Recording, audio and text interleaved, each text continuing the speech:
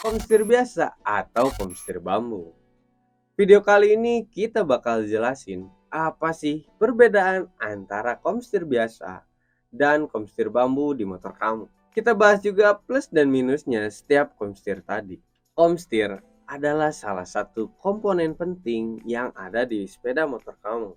Tidak hanya memberikan kenyamanan, namun komstir juga menunjang keselamatan saat berkendara. Oleh sebab itu, kamu perlu merawat komstir sepeda motor sebaik mungkin. Namun, seiring pemakaian komstir bisa saja mengalami kerusakan dan akhirnya perlu penggantian.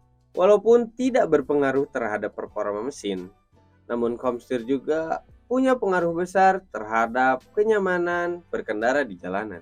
Sayangnya, banyak pengendara yang kurang ngeh terhadap komstir.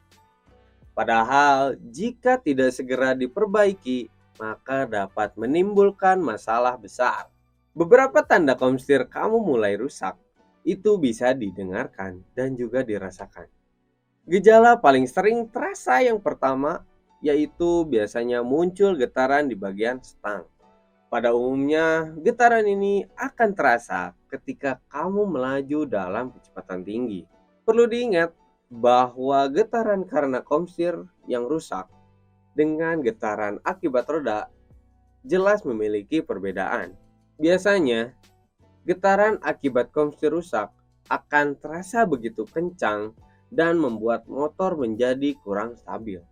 Dalam sejumlah kasus, ada pengendara yang mengeluh kesulitan saat melewati belokan di jalan raya. Alasannya karena stang terasa berat sehingga susah untuk dibelokkan.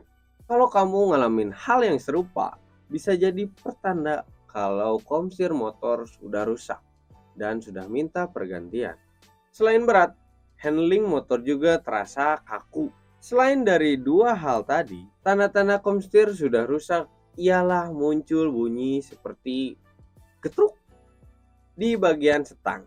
Umumnya, bunyi yang kasar itu terdengar saat kamu melakukan pengereman, terutama menggunakan rem depan. Bunyi glutuk itu juga terdengar saat kamu melintas jalanan yang kurang rata dan bergelombang.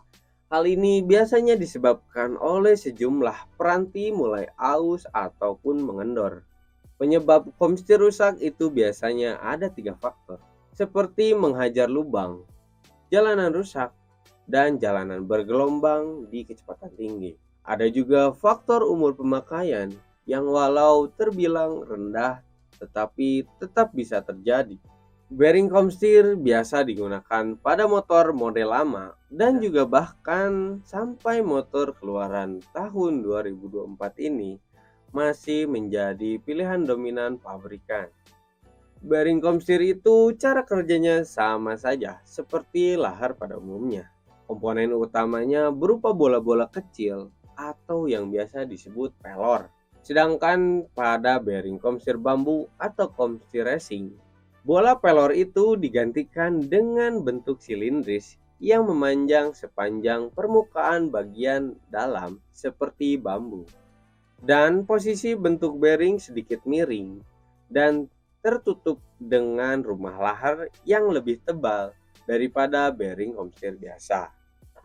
Komstir biasa mempunyai beberapa keuntungan, seperti bisa diandalkan, merupakan tipe komstir bawaan dari pabrik dan cukup untuk pemakaian sehari-hari. Untuk bearing komstir jenis bambu punya banyak kelebihan, seperti mudah saat pemasangan. Hal ini dikarenakan tidak harus menatap peluru atau pelor seperti bearing komstir biasa tadi. Komstir ini juga lebih tahan benturan karena permukaan kontak pada dinding lahar lebih luas. Otomatis, perubahan pada handling motor juga ada perubahan. Ada yang bilang handling lebih ringan, ada juga yang bilang handling sedikit lebih kaku dan berat. Walaupun komstir bambu atau komstir racing ini lebih murah daripada komstir biasa, tapi kita menyarankan kalau mau ganti, lebih baik menggunakan merek yang sudah teruji. Komstir bambu ini juga sering kali jadi komstir standar di motor seperti KLX, CRF, dan trail lainnya. Kamu minat ganti komstir kamu? Coba share di kolom komentar yang ada di bawah. Saya pamit undur diri and as always, ledeng motor is the best.